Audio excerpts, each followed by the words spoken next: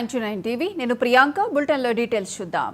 రాజ్యాంగ నిర్మాత doctor BR Ambedkar పేరు ఎత్తే అర్హత బీజేపీ నేతలకు లేదని ఎమ్మెల్సీ డాక్టర్ బల్మూరి వెంకట్ అన్నారు.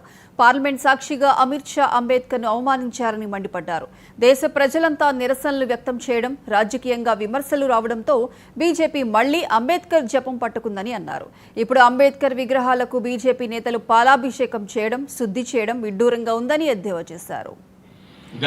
పార్లమెంట్ సాక్షిగా అంబేద్కర్ గారిని దేవుడా అని చెప్పి ఎగతాళి చేస్తూ మాట్లాడిన అమిత్ షా క్షమాపణ చెప్పాలని చెప్పని గల్లీకి వెళ్ళి మొదలు పెడితే ఢిల్లీ దాకా రాష్ట్ర వ్యాప్తంగా ప్రతి చోట కూడా ఆందోళనలు చేపట్టి అమిత్ షా ఆయన మాట్లాడిన మాటలకి క్షమాపణ చెప్పాలని చెప్పి కోరితే కనీసం స్పందించని బీజేపీ పార్టీ ఎంపీలు, ఆ పార్లమెంట్లో ఉన్న కనీసం నోరు మెదపని మీరు ఈరోజు అంబేద్కర్ విగ్రహాల దగ్గరకు వచ్చి శుద్ధి చేసే ఆ కనీస అర్హతను మీకు ఉందా? ఒకసారి పునరాలోచించుకోవాలి.